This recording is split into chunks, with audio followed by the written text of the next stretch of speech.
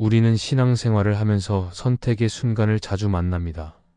어떤 말을 듣고 마음이 뜨거워질 때도 있고, 어떤 길이 갑자기 열려서 이게 하나님이 주시는 기회인가 생각될 때도 있고, 반대로 마음이 불편해서 멈춰야 하나 고민될 때도 있습니다. 그런데 이런 순간에 더 어려운 것은 내 마음이 움직였다는 사실만으로 그것을 하나님의 뜻이라고 단정하기 쉽다는 점입니다. 감동이 크면 더 확신하고 싶고, 일이 잘 풀리면 더 빨리 결론을 내리고 싶고, 사람들이 나를 지지해주면 더 밀어붙이고 싶어지기도 합니다. 하지만 영적 분별력은 감동이 크다고 생기는 것이 아니라 흔들리는 순간에도 진리 앞에 멈출 줄 아는 힘에서 자라납니다. 그리고 분별력은 정답을 맞히는 능력이라기보다 하나님께서 기뻐하시는 방향으로 내 마음과 삶을 정렬하는 능력입니다. 그래서 오늘은 영적 분별력을 가진 사람들이 어떤 기준을 붙드는지 함께 살펴보면서 나도 감정이나 분위기에 휩쓸리기보다 하나님 앞에서 더 선명하게 걸어갈 수 있는 길을 붙들어 보려고 합니다. 첫째, 영적 분별력을 가진 사람은 감동이 있어도 진리와 어긋나면 멈춥니다. 많은 사람들이 신앙을 이야기할 때 감동을 중요하게 생각합니다. 마음이 뜨거워지고 눈물이 나고 어떤 말이 가슴을 세게 치면 하나님이 나에게 말씀하신 것 같다고 느낍니다. 물론 하나님은 우리의 마음을 만지실 수 있고 때로는 감동을 통해 우리를 깨우시기도 합니다. 그러나 감동은 언제나 안전한 기준이 되지는 않습니다. 왜냐하면 감동은 내 마음의 상태에 따라 쉽게 흔들릴 수 있고 분위기나 상황에 따라 과장될 수도 있기 때문입니다. 영적 분별력을 가진 사람은 바로 이 지점을 알고 있습니다. 그래서 마음이 크게 움직였다고 해서 곧바로 결론을 내리지 않습니다. 감동이 있어도 먼저 멈춥니다. 그리고 한 가지를 확인합니다. 지금 내 마음이 움직이는 방향이 진리와 맞는가, 말씀의 큰 흐름과 어긋나지 않는가를 점검합니다. 감동은 좋은 출발이 될 수 있지만 진리는 반드시 붙들어야 할 기준이기 때문입니다. 우리는 종종 감동을 하나님의 음성과 동일하게 생각할 때가 있습니다. 그래서 내 마음이 뜨거워지면 그것이 곧 하나님의 뜻이고 내 마음이 확신으로 가득해지면 그것이 곧 하나님의 인도라고 단정하기도 합니다. 그런데 마음이 뜨거운 것이 반드시 옳은 것은 아닙니다. 때로는 내 욕심이 감동처럼 포장될 수도 있고 내 상처가 결단처럼 보일 수도 있고 내 분노가 정의감처럼 느껴질 수도 있습니다. 영적 분별력은 이런 혼란을 피하게 해줍니다. 감동을 무시하라는 말이 아니라 감동을 진리 아래에 두라는 뜻입니다. 감동은 방향을 제한하지만 진리는 그 방향이 맞는지 검증합니다. 감동은 속도를 올리지만 진리는 멈춰서게 하며 점검하게 합니다. 그래서 분별력이 있는 사람은 감동이 올라올수록 오히려 더 천천히 갑니다. 마음이 크면 클수록 더 조심합니다. 내가 지금 붙든 것이 하나님인지 아니면 하나님을 이용해 내 뜻을 강화하는 것인지 스스로 묻습니다. 사도행전 16장에서 바울은 2차 전도 여행 중에 어떤 방향으로 갈지 고민합니다. 겉으로 보면 갈 수 있는 길이 많습니다. 그런데 성령께서 막으시는 길도 있고 허락하시는 길도 있습니다. 바울은 단순히 열정이나 감동으로만 움직이지 않습니다. 열심은 있었지만 그 열심을 진리의 인도 아래에 둡니다. 그래서 막히면 멈추고 허락되면 움직입니다. 이 과정은 우리에게 중요한 원리를 줍니다. 하나님이 인도하시는 길은 언제나 내가 가장 흥분하는 길이 아니라 하나님이 기뻐하시는 길입니다. 그래서 분별력은 감정의 강도가 아니라 진리의 방향을 따라 움직이게 합니다. 또 요한일서 4장은 영들을 다 믿지 말고 시험하라고 말합니다. 이것은 신앙이 차갑게 계산하라는 뜻이 아니라 사랑이 진리에서 벗어나지 않게 하라는 뜻입니다. 감동이 아무리 커도 그 감동이 사람을 무너뜨리고 공동체를 갈라놓고 나를 교만하게 만들고 정직을 무너뜨리고 사랑을 잃게 만든다면 그 감동은 멈춰야 합니다. 반대로 감동이 크지 않아도 그 선택이 말씀의 방향으로 나를 이끌고 사랑과 정직을 지키게 하고 하나님께 더 가까이 가게 한다면 그 길은 붙들만 합니다. 영적 분별력을 가진 사람은 그래서 겉으로 드러나는 감정의 크기보다 그 감정이 데려가는 열매를 봅니다. 감동이 나를 낮아지게 만드는지, 다른 사람을 더 귀하게 보게 하는지, 내 죄를 미워하게 하는지, 하나님께 더 가까이 가게 하는지 확인합니다. 그리고 그 열매가 진리와 어긋나면 멈춥니다. 현실적으로 우리가 멈추는 방법은 단순합니다. 감동이 왔을 때 바로 결정하지 않고 하나님 앞에서 하루 이틀이라도 두고 기도해 보는 것입니다. 그리고 말씀을 펼쳐서 내가 하려는 선택이 말씀의 성품과 맞는지 확인하는 것입니다. 또 한 가지는 믿을 만한 공동체의 시선을 빌리는 것입니다. 내 마음이 너무 뜨거울 때는 스스로가 잘 안 보입니다. 그럴 때 누군가의 조용한 질문 하나가 나를 살릴 때가 많습니다. 지금 그 선택이 사랑을 지키나요? 정직을 지키나요? 하나님을 더 의지하게 하나요? 이렇게 묻는 질문이 분별을 도와줍니다. 영적 분별력을 가진 사람은 감동을 무시하지 않습니다. 다만 감동을 절대화하지 않습니다. 감동이 있어도 진리와 어긋나면 멈춥니다. 이 멈춤은 두려움이 아니라 믿음입니다. 하나님은 내가 즉흥적으로 결정하는 것을 통해서만 역사하시는 분이 아니라 내가 진리 앞에 서서 신중히 걸을 때도 분명히 인도하시는 분이기 때문입니다. 그러니 오늘 내 마음이 크게 움직이는 일이 있다면 그 감동을 감사히 받되 그 감동을 진리 아래에 두시길 바랍니다. 그때 우리의 선택은 더 안전해지고 우리의 길은 더 맑아지고 우리는 감정에 끌려가는 사람이 아니라 하나님 앞에 정렬된 사람으로 걸어가게 될 것입니다. 둘째, 영적 분별력을 가진 사람은 문이 열려도 평강이 없으면 속도를 늦춥니다. 우리는 길이 열리면 마음이 빨라질 때가 많습니다. 생각보다 쉽게 기회가 찾아오고 사람도 연결되고 상황도 맞아떨어지면 하나님이 주신 길이라고 확신하고 싶어집니다. 특히 그 길이 내게 유익해 보이면 더 그렇습니다. 그래서 문이 열리는 순간에 우리는 종종 이렇게 생각합니다. 이제는 고민할 필요가 없다. 하나님이 열어주셨으니 달려가면 된다. 물론 하나님은 실제로 문을 여실 때가 있고 그 문을 따라 순종해야 할 때도 있습니다. 그러나 영적 분별력을 가진 사람은 문이 열리는 것만으로 결론을 내리지 않습니다. 문이 열리는 것은 가능성일 수는 있어도 곧바로 방향의 확정은 아닐 수 있기 때문입니다. 그래서 분별력이 있는 사람은 한 가지를 더 봅니다. 그 길 위에 평강이 함께 걷고 있는지, 내 마음이 하나님 앞에서 정렬된 채로 그 길을 갈 수 있는지 확인합니다. 평강은 아무 느낌도 없는 차분함이 아니라 마음이 하나님 쪽으로 돌아설 때 생기는 깊은 안정감입니다. 그래서 평강이 없다는 것은 단순히 떨린다, 긴장된다, 이런 감정만을 말하지 않습니다. 하나님의 뜻이라면 당연히 두려움이 전혀 없어야 한다는 식으로 판단하면 오히려 더 혼란해집니다. 믿음의 길에도 떨림은 있을 수 있습니다. 중요한 것은 떨림이 있어도 마음의 중심이 하나님께 붙어 있는가입니다. 반대로 겉으로는 좋고 안전해 보이는데도 마음이 계속 거칠어지고 기도할수록 마음이 다치고 말씀 앞에 서기가 불편해지고 사람을 이용하는 방향으로 마음이 기울고 정직을 희생해야만 갈 수 있는 길처럼 느껴진다면 그때는 속도를 늦추는 것이 분별입니다. 왜냐하면 하나님이 여시는 길은 우리를 더 어둡게 만드는 길이 아니라 더 빛 가운데로 이끄는 길이기 때문입니다. 요나서 1장을 보면 요나는 하나님이 가라고 하신 길을 피해서 다른 곳으로 도망갑니다. 그런데 놀랍게도 요나에게는 문이 열립니다. 항구가 있고 배가 있고 표를 살 수 있고 바로 떠날 수 있습니다. 겉으로는 너무 자연스럽게 길이 열리는 것처럼 보입니다. 그러나 그 길은 평강의 길이 아니었습니다. 바다에는 폭풍이 일어나고 사람들의 마음은 두려움으로 무너지고 결국 요나는 깊은 자리로 내려갑니다. 이 이야기가 우리에게 말하는 것은 분명합니다.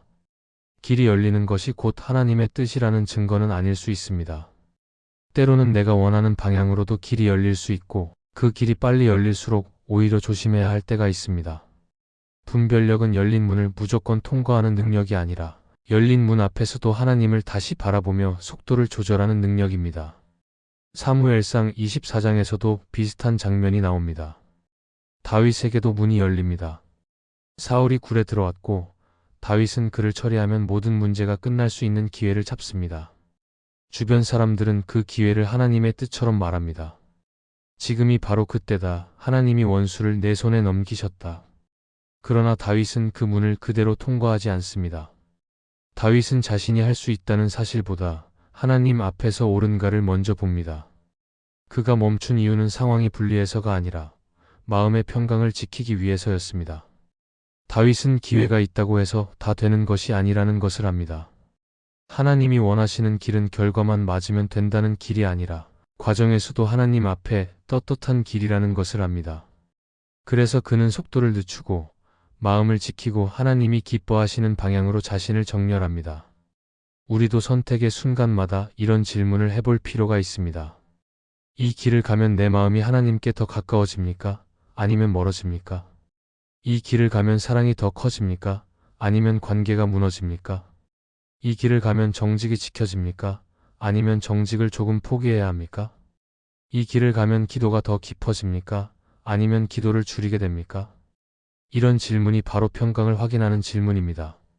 평강은 단지 느낌이 아니라 하나님께 붙어 있으려는 마음의 정렬이기 때문입니다. 그래서 영적 분별력을 가진 사람은 문이 열려도 서두르지 않습니다. 문이 열렸으니 무조건 가야 한다고 자신을 몰아붙이지 않습니다. 하나님, 제가 이 길을 가도 됩니까? 하나님, 제 마음이 왜 이렇게 불편합니까? 하나님, 제 욕심이 섞여 있습니까? 이런 질문을 하며 속도를 조절합니다. 문이 열린다는 것은 좋은 일일 수 있습니다. 하지만 평강이 없다면 속도를 늦춰도 됩니다. 하나님은 우리가 기회를 놓칠까 봐 두려워서 뛰어다니길 원하지 않으십니다. 하나님은 우리가 평강을 잃어버린 채로 달려가며 결국 마음이 다치길 바라지 않으십니다. 오히려 하나님은 우리가 평강 안에서 걷길 원하십니다. 그러니 길이 열렸을 때 가장 먼저 박수치기보다 가장 먼저 마음을 살피시길 바랍니다. 그 길 위에 평강이 함께한다면 하나님이 주시는 담대함으로 걸어갈 수 있을 것입니다.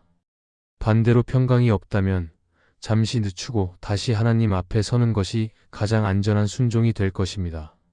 셋째, 영적 분별력을 가진 사람은 확신이 커질수록 더 겸손해집니다. 많은 사람들이 확신을 좋은 것으로만 생각합니다. 흔들리지 않는 믿음, 단호한 결단, 분명한 방향, 이런 단어들은 듣기만 해도 든든해 보입니다. 그래서 내 안에 확신이 생기면 이제는 더 이상 고민하지 않아도 된다고 느끼기도 합니다. 그런데 영적 분별력은 확신이 생기는 순간부터 더 필요해질 때가 많습니다. 왜냐하면 확신이 커질수록 사람은 쉽게 단정하게 되고 단정해질수록 다른 목소리를 듣지 못하게 되며 듣지 못할수록 자신도 모르게 하나님이 아니라 자기 생각을 붙들고 달려갈 수 있기 때문입니다. 그래서 분별력이 있는 사람은 확신이 커질수록 오히려 마음을 낮춥니다. 내 확신이 하나님의 뜻을 정확히 담고 있는지 아니면 내 욕심과 자존심이 섞여 커진 확신인지 점검합니다. 겸손은 확신의 반대가 아니라 확신을 안전하게 지켜주는 울타리입니다. 우리는 종종 확신이 크면 믿음이 좋다고 말합니다. 그러나 믿음이 좋다는 것은 목소리가 크다는 뜻이 아니라 하나님 앞에 더 많이 무릎 꿇는다는 뜻일 때가 많습니다. 확신이 커질수록 더 조심해야 하는 이유는 확신이 어느 순간부터 하나님을 향한 믿음이 아니라 내 판단을 향한 믿음으로 바뀔 수 있기 때문입니다. 처음에는 하나님을 바라보며 시작했는데 시간이 지나면 내가 옳다는 생각이 중심이 되고 결국은 하나님이 내 확신을 지지해 주셔야 한다는 태도로 바뀌기도 합니다. 이때부터 분별은 흐려집니다. 왜냐하면 내가 이미 결론을 정해놓았기 때문에 기도도 확인 작업이 되고 말씀도 내 결론을 뒷받침하는 구절만 찾게 되고 공동체의 조언도 내 마음에 맞는 말만 받아들이게 되기 때문입니다. 그래서 분별력이 있는 사람은 확신이 생겼을 때 이렇게 말할 줄 압니다. 하나님, 저는 확신이 듭니다. 하지만 제가 틀릴 수도 있습니다. 그래서 더 묻겠습니다. 더 살피겠습니다. 더 낮아지겠습니다. 이 태도가 분별을 지킵니다. 사도행전 9장에서 바울은 이전에 큰 확신을 가진 사람이었습니다. 그는 하나님을 섬긴다는 확신으로 교회를 핍박했습니다. 그 확신은 강했지만 방향이 틀렸습니다. 그런데 다메섹 길에서 주님을 만나고 나서 바울은 완전히 달라집니다. 그의 삶의 확신이 사라진 것이 아니라 확신의 중심이 바뀝니다. 자기 확신에서 주님을 향한 확신으로 옮겨갑니다. 그래서 바울은 더 이상 자기 뜻을 밀어붙이는 사람이 아니라 주님의 뜻을 묻는 사람이 됩니다. 내가 누구를 핍박하느냐는 주님의 질문 앞에서 바울은 무너졌고 그 무너짐이 겸손의 시작이 되었습니다. 그리고 그 겸손이 바울을 더 정확한 분별의 자리로 이끌었습니다. 이 이야기는 분명하게 말합니다. 확신이 문제가 아니라 확신이 어디에서 나오고 어디로 향하느냐가 문제입니다. 확신이 하나님께서 주신 것이라면 더 겸손해집니다. 왜냐하면 하나님이 하시는 일은 내 능력으로 증명하는 일이 아니라 하나님께 의지해야만 감당할 수 있는 일이기 때문입니다. 확신이 커질수록 겸손해진다는 것은 자신감이 없어진다는 뜻이 아닙니다. 오히려 더 담대해질 수 있습니다. 다만 그 담대함이 사람을 누르지 않습니다. 다른 사람을 정죄하지 않습니다. 내 확신으로 다른 사람을 재단하지 않습니다. 겸손한 확신은 사랑을 지킵니다. 그래서 분별력이 있는 사람은 확신이 생기면 더 조심스럽게 말합니다. 하나님이 이렇게 말씀하셨다고 쉽게 단정하지 않고 하나님 앞에서 이렇게 느껴지고 이렇게 인도하시는 것 같다고 조심스럽게 고백합니다. 그리고 더 중요한 것은 확신이 생기면 더 많이 기도합니다. 더 많이 묻고 더 많이 기다립니다. 하나님이 주신 확신이라면 하나님이 그 길을 열고 그 길을 지키실 것이라는 믿음이 있기 때문입니다. 그래서 겸손은 조급함을 줄이고 조급함이 줄어들면 분별은 더 선명해집니다. 또 확신이 커질수록 겸손해진다는 것은 공동체의 빛 아래에 자신을 두는 태도이기도 합니다. 혼자만의 확신은 쉽게 왜곡될 수 있지만 건강한 공동체 안에서 점검되는 확신은 더 단단해집니다. 그래서 분별력이 있는 사람은 확신이 생겼을 때 오히려 더 질문을 듣습니다. 반대 의견을 무시하지 않습니다. 내 마음을 불편하게 하는 조언이라도 한 번 더 생각합니다. 왜냐하면 하나님은 때로 사람의 입술을 통해 나를 멈추게 하시고 방향을 수정하게 하시기 때문입니다. 영적 분별력을 가진 사람은 확신이 커질수록 더 겸손해집니다. 확신을 자랑하지 않고 확신을 무기로 삼지 않고 확신을 하나님 앞에서 다시 내려놓습니다. 그리고 이렇게 고백합니다. 하나님, 제가 옳다고 믿기보다 하나님이 옳으시다는 것을 믿겠습니다. 하나님, 제 확신을 붙들기보다 하나님을 더 붙들겠습니다. 이 고백이 있는 사람은 흔들리지 않으면서도 부드럽습니다. 단호하지만 거칠지 않습니다. 확신이 있지만 독주하지 않습니다. 그리고 그런 겸손한 확신이 바로 영적 분별력을 지켜주는 가장 중요한 기준이 됩니다. 넷째, 영적 분별력을 가진 사람은 특별한 체험보다 지속되는 순종을 더 신뢰합니다. 많은 사람들이 신앙을 이야기할 때 특별한 순간을 떠올립니다. 기도하다가 강하게 감동을 받았던 경험, 어떤 예배에서 마음이 뜨거워졌던 순간, 문제 앞에서 기적처럼 길이 열렸던 기억, 그런 경험들은 분명 우리에게 힘이 됩니다. 하나님은 때로 그런 체험을 통해 우리를 붙드시고 다시 일어날 용기를 주시기도 합니다. 그러나 영적 분별력을 가진 사람은 그 체험을 기준으로 자기 신앙을 평가하지 않습니다. 왜냐하면 체험은 분명하지만 짧을 수 있고 감동은 강하지만 오래가지 않을 수 있기 때문입니다. 그래서 분별력이 있는 사람은 한 가지를 더 중요하게 봅니다. 그 체험 이후에 내 삶이 실제로 하나님 쪽으로 움직이고 있는지, 오늘도 내 발이 순종의 방향으로 한 걸음 가고 있는지, 그 지속되는 순종을 더 신뢰합니다. 우리는 종종 체험이 크면 믿음이 크다고 착각합니다. 그러나 믿음이 깊어지는 길은 대개 화려한 순간보다 눈에 잘 띄지 않는 반복에서 만들어집니다. 예배가 끝난 뒤에도 정직을 지키는 선택, 아무도 모를 때에도 마음을 다스리는 선택, 억울해도 미움에 머무르지 않는 선택, 작은 약속을 지키는 선택, 이런 것들이 신앙을 실제로 자라게 합니다.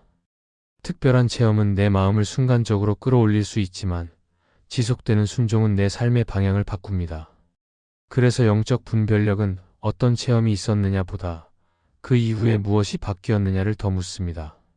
내 말이 부드러워졌는지, 내 선택이 정직해졌는지, 내 관계가 조금이라도 회복되고 있는지, 내 욕심을 내려놓는 훈련이 시작됐는지, 이런 열매를 봅니다. 사무엘상 15장에서 사울은 제사를 드리고 종교적인 모습을 갖추었지만 하나님이 말씀하신 순종은 놓칩니다. 그는 겉으로는 하나님께 드리는 것처럼 보였지만 실제로는 자기 방식과 자기 계산을 붙들었습니다. 그때 사무엘은 순종이 제사보다 낫다고 말합니다.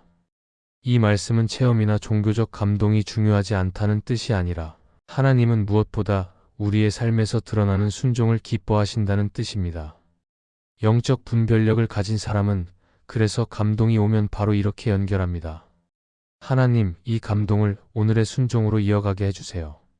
감동이 남기고 가는 가장 좋은 열매는 더 큰 감정이 아니라 더 작은 순종이기 때문입니다. 이 지점에서 팀 켈러는 그의 책 기도에서 이렇게 말합니다. 기도는 하나님을 움직이기 위한 수단이 아니라 하나님이 우리를 바꾸시는 자리다. 이 말은 분별의 기준을 분명히 잡아줍니다. 우리가 원하는 것은 종종 강한 체험입니다.